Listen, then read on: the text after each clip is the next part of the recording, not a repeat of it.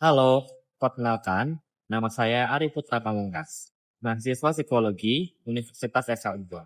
Pada video ini, saya akan membahas salah satu teori penting dalam psikologi kepribadian, yaitu teori kepribadian Carl Rogers.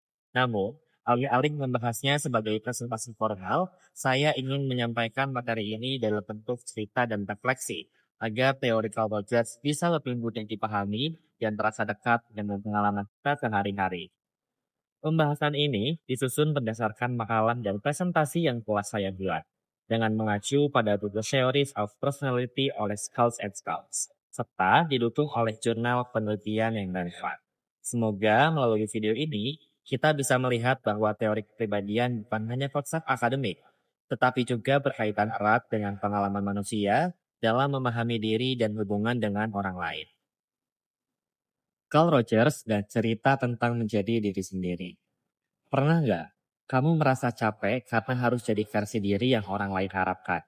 Merasa harus selalu terlihat kuat, pintar, atau sesuai standar. Padahal di dalam hati kamu pengen jadi diri sendiri aja. Kalau pernah, sebenarnya kamu sedang mengalami apa yang dalam psikologi disebut sebagai konflik diri. Dan menariknya, ada satu tokoh psikologi yang seluruh teorinya dibangun dari pengalaman manusia seperti ini. Namanya Carl Rogers. Di video ini, aku nggak mau ngajak kamu hafalan teori. Aku mau cerita tentang manusia, tentang diri, dan tentang bagaimana cara Rogers memahami proses menjadi diri sendiri. Kenapa Rogers penting? Sebelum kita masuk ke teori Carl Rogers lebih jauh, aku ingin mengajak kita mundur sebentar. Dalam psikologi, kita sering belajar teori seolah manusia itu sebuah objek. Ada juga teori yang melihat manusia sebagai kumpulan dorongan. Ada yang melihat manusia sebagai hasil penguatan dan hukuman. Dan juga yang melihat manusia sebagai sistem pikiran yang harus diperbaiki. Carl Rogers mengambil jalan yang berbeda. Dia tidak memulai dari pertanyaan, bagaimana cara mengubah manusia? Tapi dari pertanyaan, apa yang terjadi ketika manusia tidak merasa diterima? Dan pertanyaan ini sangat relevan dengan kehidupan kita. Kita hidup di dunia yang penuh tuntutan. Tuntutan akademik, sosial, keluarga, bahkan tuntutan untuk selalu terlihat baik-baik saja. Rogers percaya banyak masalah psikologis bukan muncul karena manusia itu bermasalah, tapi karena mereka hidup terlalu lama dalam tekanan untuk menjadi sesuatu yang bukan dirinya. Dari sini, kita bisa melihat bahwa teori Rogers bukan hanya teori kepribadian, tapi juga kritik terhadap cara kita memperlakukan manusia. Siapa Carl Rogers? Carl Rogers bukan psikolog yang suka mengatur hidup orang. Justru sebaliknya, ia tumbuh di keluarga religius dan penuh aturan. Dari kecil ada standar moral yang harus dipenuhi.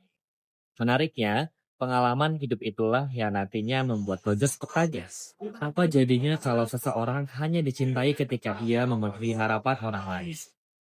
Awalnya, Rogers belajar teologi. Ia sempat ingin jadi pendeta. Tapi di satu titik ia sadar bahwa manusia tidak selalu butuh jawaban. Kadang hanya butuh didengarkan. Saat bekerja dengan anak-anak bermasalah, Rogers menemukan satu hal penting. Perubahan terjadi bukan karena nasihat, tapi karena hubungan. Carl Rogers sebagai manusia, bukan sekadar toh. Ketika kita membaca kisah hidup Carl Rogers, penting untuk melihatnya bukan hanya sebagai tokoh besar, tapi sebagai manusia. Dia tumbuh dalam keluarga yang religius dan disiplin. Lingkungan seperti ini seringkali mengajarkan kepatuhan, tapi tidak selalu mengajarkan pengertian diri. Rogers muda adalah pribadi yang patuh, rajin, dan berprestasi. Namun, di balik itu, ia menyimpan pertanyaan besar. Apakah manusia boleh ragu? Apakah manusia boleh berbeda? Perpindahannya dari teologi ke psikologi bukan sekadar perubahan jurusan, tapi perubahan cara memandang manusia. Pengalamannya bekerja dengan klien membuatnya sadar bahwa manusia seringkali sudah tahu apa yang ia rasakan, tapi tidak pernah diberi ruang untuk mengungkapkannya. Dan dari pengalaman inilah Rogers mulai membangun teorinya. Manusia menurut Rogers. Rogers percaya satu hal sederhana tapi radikal. Manusia itu pada dasarnya ingin berkembang. Ia menyebutnya actualizing tendency. Dorongan alami untuk menjadi lebih hidup, lebih utuh, dan lebih autentik. Menurut Rogers, masalah manusia bukan karena ia rusak, tapi karena ia terlalu sering dipaksa menjauh dari dirinya sendiri. Dan disinilah cerita tentang self dimulai. Cerita tentang self. Rogers membedakan siapa dirimu yang sebenarnya dan siapa dirimu menurut versi ideal. Ada real self, diri yang kamu rasakan sehari-hari. Dan ada ideal self, diri yang seharusnya kamu jadi. Masalah muncul ketika jarak antara keduanya terlalu jauh. Misalnya, kamu ingin jujur dengan perasaanmu, tapi lingkungan menuntut kamu selalu terlihat kuat. Lama-lama, kamu belajar menekan perasaan itu. Rogers menyebut kondisi ini sebagai incongruence, ketidaksesuaian antara pengalaman dan gambaran diri. Cerita tentang menjauh dari diri sendiri. Konsep self dalam teori Rogers mungkin terdengar sederhana, tapi sebenarnya sangat dalam. Real self adalah diri yang kita alami setiap hari. Ia muncul saat kita merasa sedih, marah, lelah, atau bingung. Sedangkan ideal self adalah gambaran tentang diri yang seharusnya. Masalah muncul ketika ideal self tidak dibentuk dari nilai pribadi, tapi dari tuntutan eksternal. Kita mulai bertanya, apa yang diharapkan dari aku, bukan apa yang seharusnya aku butuhkan. Pelan-pelan, kita belajar menekan pengalaman yang tidak sesuai dengan gambaran diri. Kita menyembunyikan lelah, kita menahan emosi, kita memalsukan senyum. Dalam kacamata Rogers, inilah proses menjauh dari diri sendiri. Dan ketika ini berlangsung lama, muncullah konflik psikologis. Luka yang namanya conditions of worth. Salah satu konsep paling penting dari Rogers adalah conditions of worth. Ini terjadi ketika seseorang merasa, aku layak dicintai kalau aku berprestasi. Aku diterima kalau aku tidak mengecewakan. Tanpa sadar, kita belajar mencintai diri sendiri secara bersyarat. Dan ini bukan salah individu. Ini hasil dari lingkungan yang tidak memberi unconditional positive trigger. Penerimaan tanpa syarat. Rogers percaya banyak luka psikologis manusia berawal dari sini. Luka yang diturunkan. Conditions of work jarang muncul sebagai paksaan keras. Ia sering muncul sebagai harapan yang tidak diucapkan. Seorang anak mungkin tidak pernah dimarahi, tapi ia hanya dipuji ketika berprestasi. Pelan-pelan, anak itu belajar satu hal penting, bahwa cinta dan penerimaan harus diperoleh. Ketika dewasa, pola ini tidak akan hilang. Ia bekerja keras bukan karena ingin berkembang, tapi karena takut kehilangan nilai dirinya. Dalam pandangan Rogers, kondisi ini sangat berbahaya karena memutus hubungan individu dengan suara batinnya. Individu tidak lagi bertanya, apa yang aku rasakan, tapi apa yang seharusnya aku rasakan. Ketika diri mulai retak, ketika pengalaman kita terus ditolak demi mempertahankan citra diri, muncullah kecemasan. Rogers tidak menyebut manusia sakit. Ia melihat manusia sebagai individu yang sedang kehilangan kontak dengan dirinya sendiri. Depresi, cemas, rasa kosong, dalam kacamata Rogers, bukan karena kita lemah, tapi karena kita terlalu lama tidak menjadi diri sendiri. Psikopatologi, bukan kerusakan, tapi ketidakselarasan. Rogers menawarkan cara pandang yang sangat berbeda tentang gangguan psikologis. Ia tidak melihat manusia sebagai rusak. Dia melihat manusia sebagai tidak selaras. Kecemasan, depresi, dan perasaan kosong dipahami sebagai tanda bahwa pengalaman internal tidak diberi ruang.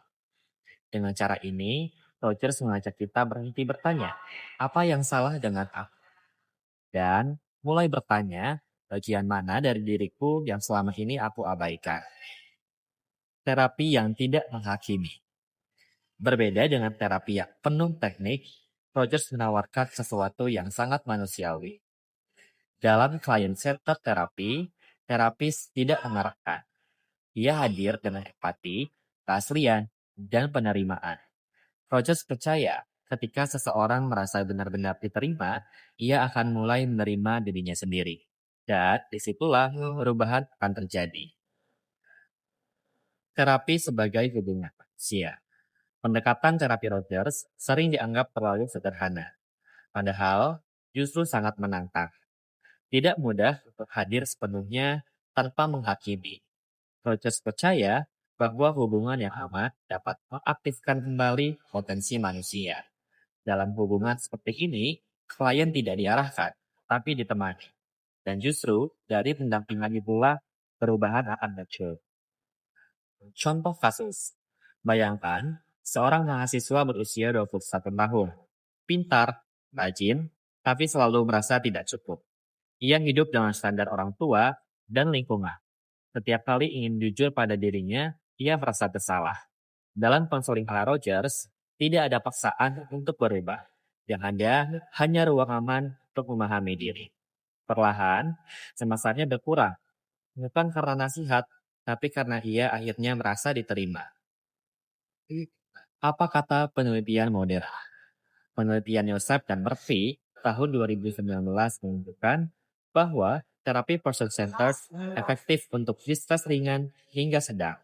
Yang paling menentukan bukan teknik, tapi kualitas hubungan. Ini memperkuat apa yang Rogers katakan puluhan tahun lalu. Relationship heals. Rogers di kehidupan sehari-hari. Teori Rogers bukan cuma soal terapi. Ia hidup dalam cara kita mendengarkan teman tanpa menghakimi. Dalam cara dosen membukanya, dalam cara pemimpin memperlakukan bawahannya. Setiap kali kita memilih empati daripada penilaian, sebenarnya kita sedang menerapkan teori Rogers.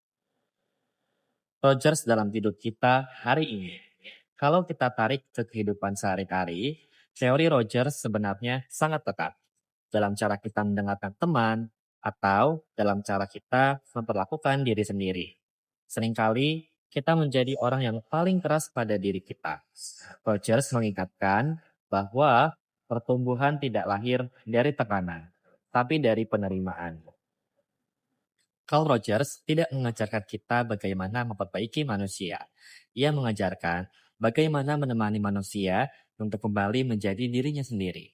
Mungkin yang paling kita butuhkan bukan berubah, tapi diberi ruang untuk menjadi utuh. Sampai di bagian akhir ini, mungkin kita bisa berhenti sebentar. Teori Carl Rogers sebenarnya tidak memberi kita jawaban tentang bagaimana hidup yang benar. Ia tidak mengatakan bahwa kita harus selalu kuat, selalu positif, atau selalu tahu apa yang kita inginkan. Rogers justru mengingatkan bahwa menjadi manusia berarti boleh ragu, boleh lelah, dan boleh bingung. Menurut Rogers, banyak luka psikologis tidak muncul karena kita gagal, tetapi karena kita terlalu lama hidup jauh dari diri sendiri. Kita belajar menyesuaikan diri, kita belajar memenuhi harapan, sampai akhirnya lupa bertanya pada diri sendiri. Apa yang sebenarnya aku rasakan? Rogers percaya bahwa perubahan tidak terjadi karena tekanan, tetapi karena penerimaan.